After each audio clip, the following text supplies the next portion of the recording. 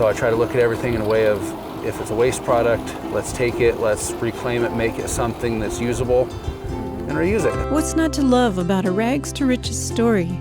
To me, composting is just that. And you know, somebody asked me the other day, what's the next big thing? I don't know if they even wanted the answer. I was like, waste.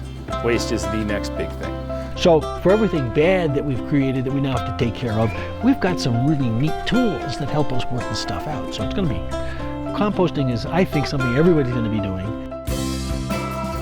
Production of Farm to Fork, Wyoming is made possible with the generous support of the Wyoming Business Council Agribusiness Division, Rocky Mountain Gardening Magazine, and viewers like you.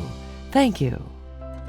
From the landfill in Jackson to southeast Wyoming croplands, a variety of composting methods are converting so-called waste from pollutant to needed nutrient. Yeah, we're trying to make trash sexy, and people are getting it, you know, just especially with organics. People really, they want to do the right thing. They want to recycle, and we've had success in getting people to realize, oh yeah, organics don't need to go in the trash. Let's not send that 100 miles away. Let's keep that in our community and make a valuable product of it. Because this stuff is black gold, in my opinion. It will help improve pretty much any kind of soil. I think if you could get compost and that stuff mixed into any of our clay soils, it would make a clay soil more porous, and it would make a sandy soil more water holding capacity. So the idea that we can capture those nutrients, that we can capture the water, keep them in the surface, and then it'll start to develop this system that kind of works on its own. Creative thinkers like Jason, Dane, and Erica are carving out a niche for themselves and improving the health of the environment at the same time. All of our inputs are other people's waste. You convert that poop into soil, and all of a sudden you've got something that doesn't leach materials, it holds materials. It holds water, it holds the mineral nutrients, it holds the nitrogen, the phosphorus. It's spectacular. Since going certified organic in 2002, compost has been the fundamental amendment for this family's 9,000 acres of croplands. You can kind of see the size of those heads, nice plump. The compost business, BS Compost, was started simply for the fact we needed fertilizer to meet our organic needs, fertilizer that met the requirements. And now it has grown into a kind of its own beast, if you will, that we deal with 20 to 25,000 ton a year. And a lot of times we have trouble getting enough to put on our own fields because the customer base is so large. That compost for a week or so, we had probably 1.5 inches of rain there in less than an hour. We were looking for a site to make compost that met organic standards for our farm. So we ended up, this feedlot, Lloyd Farms, they actually had abundance of manure that they were needing to get rid of in other ways than just spreading on circles. We clean the pens, and they provide us a site right here on location where we can haul the manure out to and compost it. And then they actually buy part of it back. They have, I guess, first option at buying it back. It's spectacular compared to a feedlot piled up with just leaching, anaerobic conditions, terrible, not to mention the E. coli. You get rid of it completely when you make compost. So now, instead of spreading their uncomposted manure on feed crops, Lloyd Farms has access to a more manageable amendment. Composting takes it through a process where it actually makes it readily available to the plant.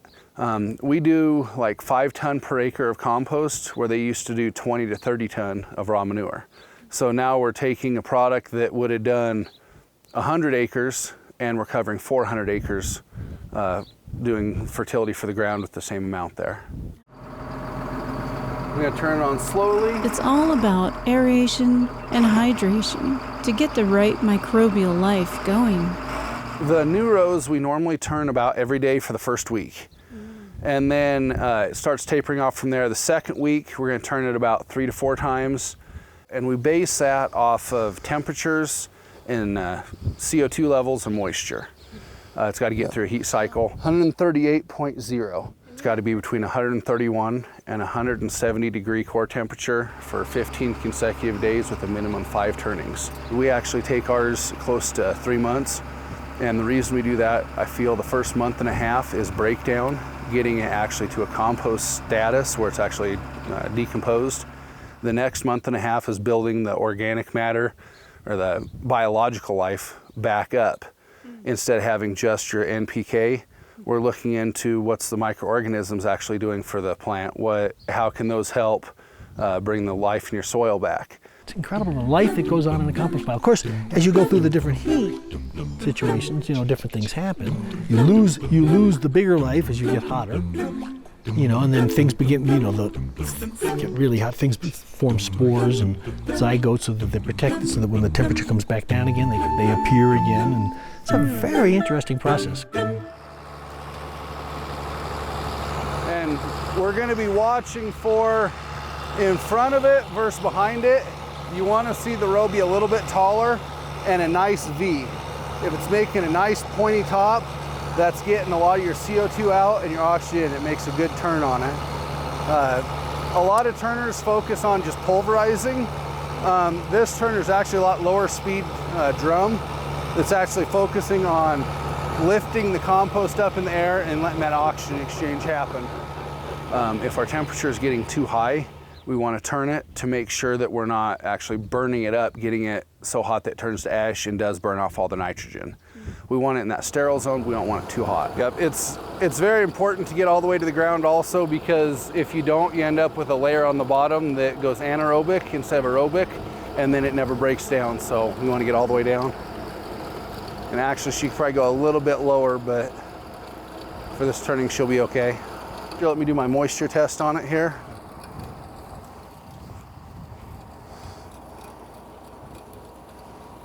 And you can smell the ammonia coming off. Actually, it's not too bad for moisture.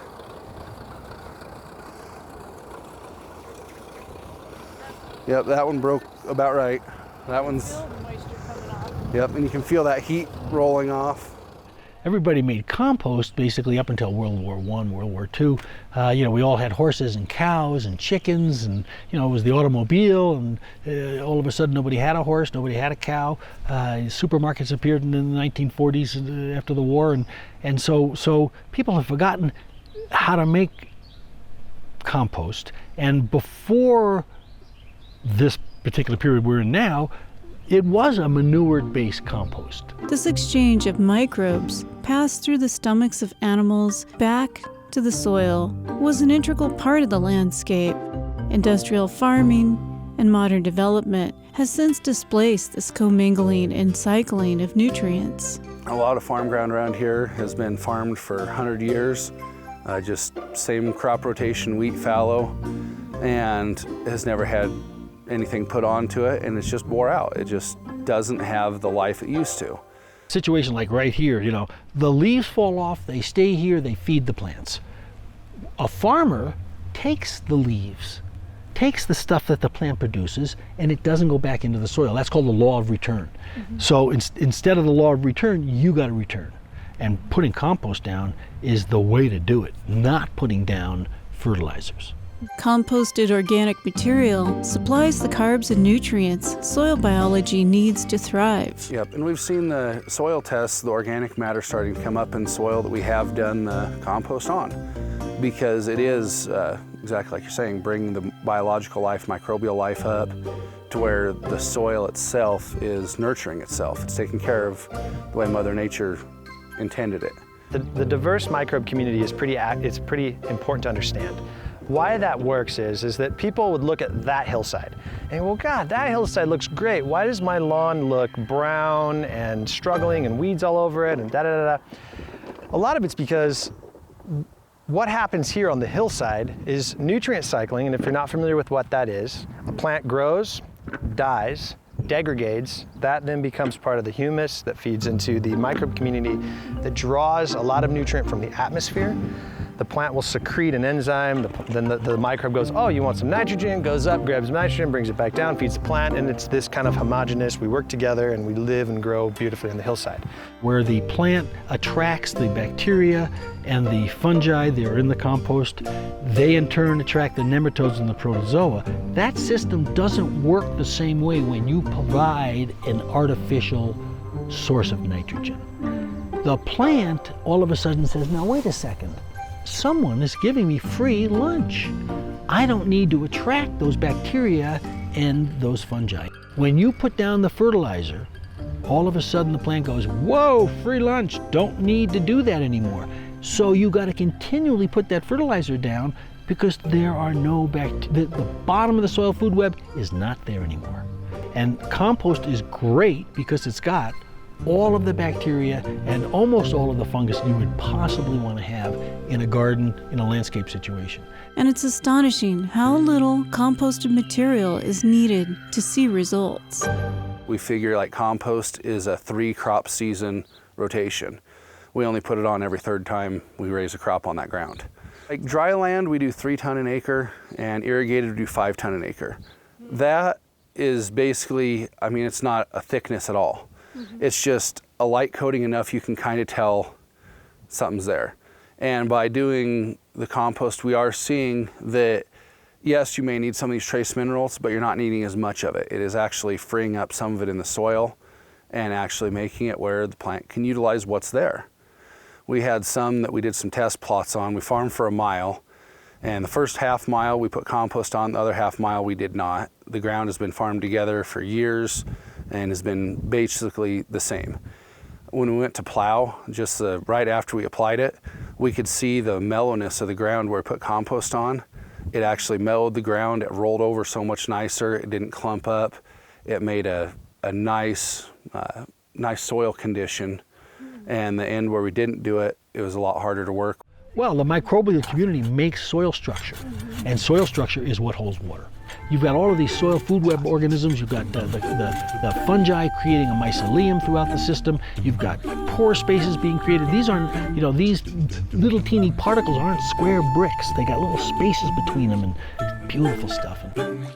It speaks for itself. Like dryland wheat, which around here we get 20 to 25 bushel per acre is our kind of average yield, I would say. And we've been seeing 10 bushel per acre increase with it. So we are getting some residual long-term effects. That side over there is our control that has had virtually nothing on it. Just same wheat fallow, nothing added. And we're seeing the definite thickening of the crop, getting a lot better stand, getting bigger heads on the wheat to where that's better production. We're getting higher test weights, higher protein. Just overall the quality of everything is going up. It keeps the pH at the right level for your plants, so it buffers the pH. It holds water, so that if you've got a water situation where it's really, really dry, really hot, it'll hold a lot of extra water. You've got air.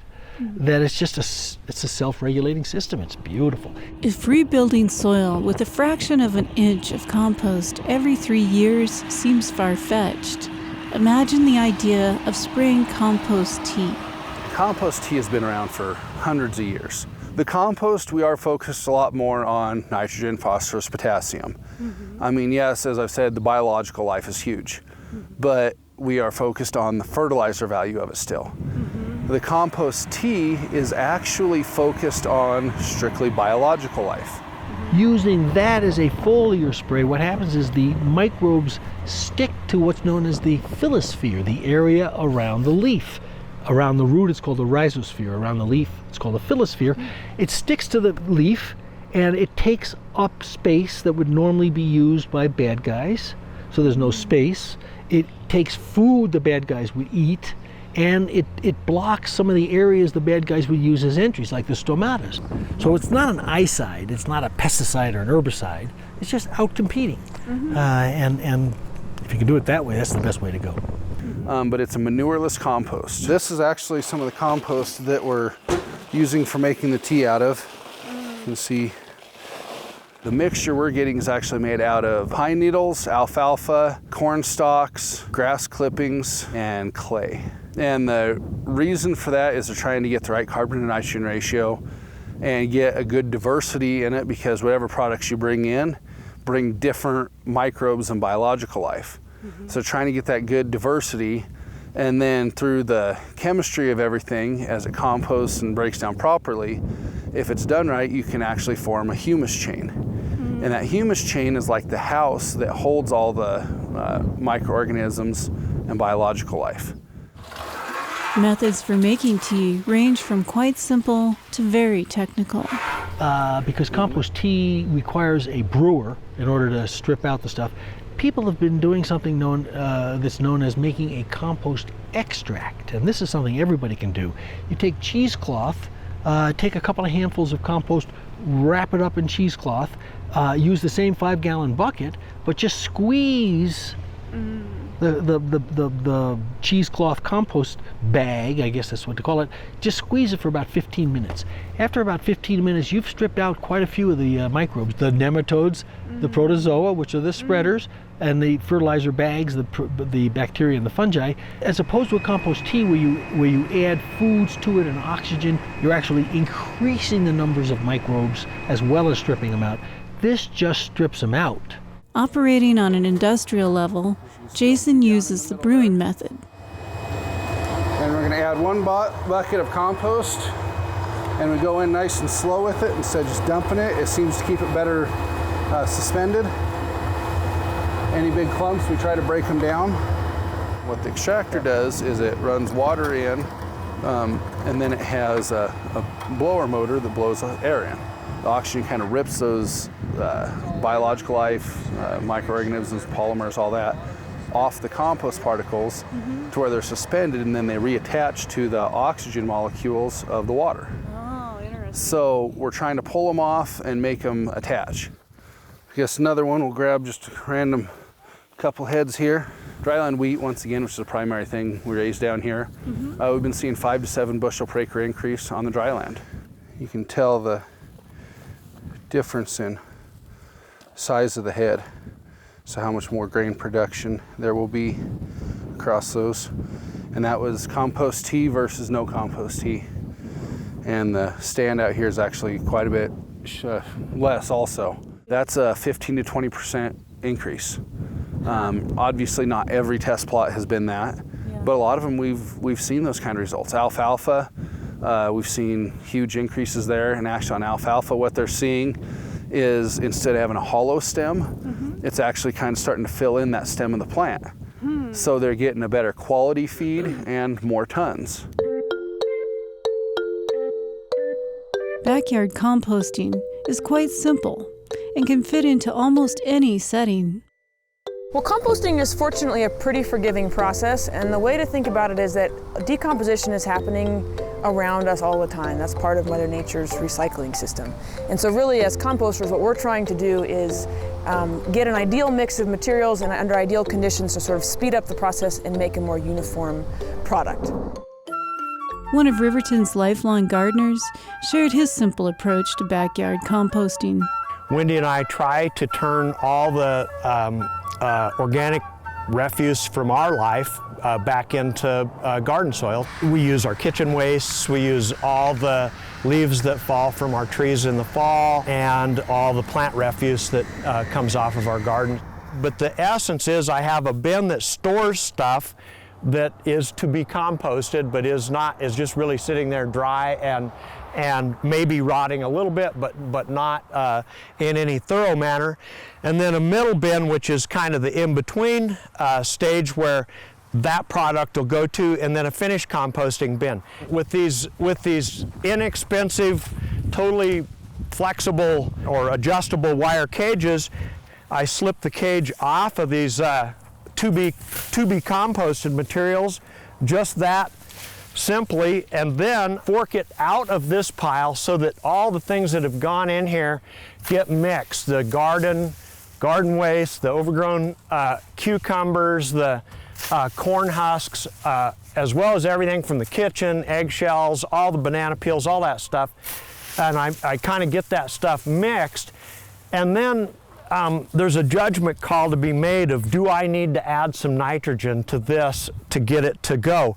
I have a fair amount of green material in here with the honeydew melon, these cucumbers and so forth. I would say with all this grass hay in here that it's probably going to be a little bit short on the nitrogen side. So what do you add to do that? There's a multitude of things. One of the easiest ones is simply to take like a cup of non-sulfured molasses, put it in a bucket of water, and pour that over it and that sugar is a great nitrogen source and instant and easy and relatively inexpensive. And a cup in 5 gallons would probably do about half of one of these bins full of this type of material. Now, if it was all totally dry leaves from the fall, all brown in other words, then I'd have to add more nitrogen. And if it had a lot more green stuff in it, garden waste, kitchen waste and stuff, I might not have to add any additional nitrogen. Pretty good rule of thumb for most of us in terms of our garden composting is about 1 to 2 parts brown to about 1 part green by volume. So maybe you have 2 buckets of your browns and 1 bucket of your greens and you mix them together, and that's sort of a good rule of thumb for most backyard composters.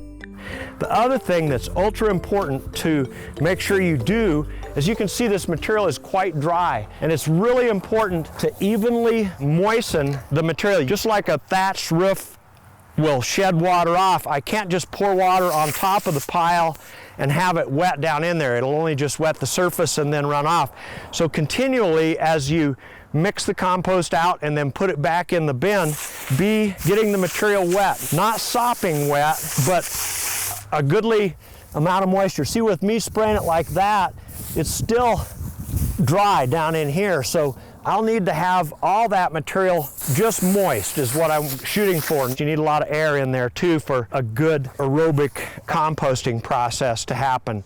So I'm not going to add any more green or nitrogen type materials to this because I think there's probably enough of that stuff to make this pile heat up.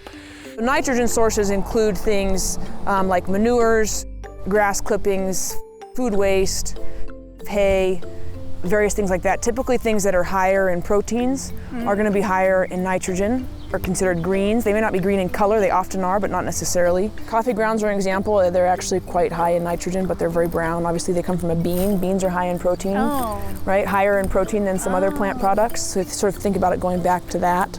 Legumes, alfalfa and clovers are higher in protein. Therefore, they're going to be higher in nitrogen than grasses typically. So those will be your greens, your protein, your nitrogen sources, and your browns will be your carbon sources. So things like wood chips, straw, sawdust, brown leaves, those will all be your carbon sources. See, there's more fruit waste from doing apricots and apples and all this and that. I'm just gonna mix that stuff like that. Make sure you keep after keeping water going into the mixture.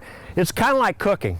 You know, you get comfortable with what works, and after I mix this up and put it back in the bin and get it started again, in about 24 to 48 hours, I can see if it's heating up, and my tried and true mixer is also my thermometer. I just poke it into the bin, wait for 15 seconds or so, and pull it out. And even right now on this bin, it's warm. It's probably 100 degrees in there or so, a little warmer than my skin. It will get up to about 150 degrees in just 48 hours with the correct amount of brown stuff, green stuff, and moisture. The great thing about thermophilic composting is if you do it correctly, you can kill weed seeds and pathogens and parasites that may be in your raw materials. So that's why a person may want to work on getting a hot compost pile. Cold composting is, again, you're still getting a decomposition process. You're just doing it much more slowly, and you may not be guaranteed that you get a pathogen or a weed seed kill. But the eventual product could be very similar. It would just take longer to get there. And so a lot of us who are gardeners do that sort of a cold composting in our garden. We maybe have a pile in the corner. We add to it every year, maybe every few years we empty it out and start over. And then we'll just fork this stuff back in there while I'm mixing a little bit of the older stuff with the newer stuff, and also getting a good look at my moisture. Not sopping wet, but nice and relatively evenly moist. And I think that's a place where a lot of folks miss the boat on their composting. It's surprising how much water it takes to moisten what amounts to a couple of wheelbarrows full of materials.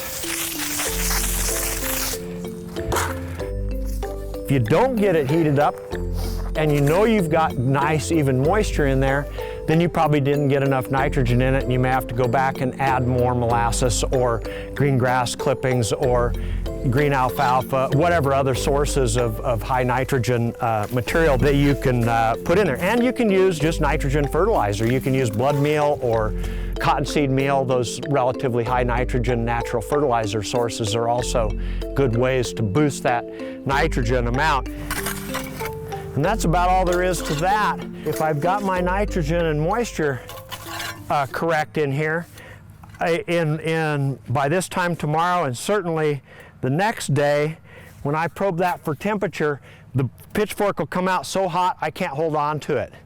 There's also one other stage of this that I like to stay on top of. When I get to that stage, I watch it carefully for a couple, 3 days, because if that gets too hot, or if I have too high of nitrogen, or if I have too high of moisture, it'll be anaerobic without oxygen, it'll get stinky.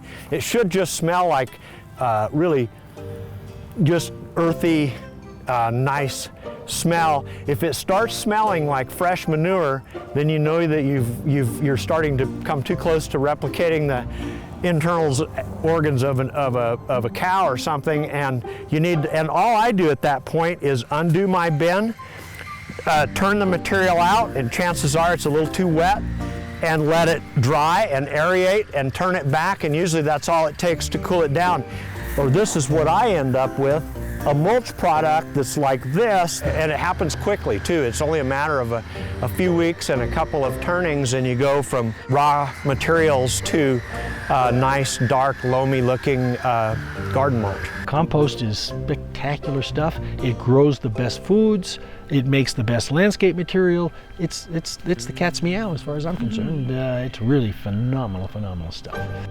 To watch and learn more about this and other episodes of Farm to Fork Wyoming, go online to wyomingpbs.org/farm to fork.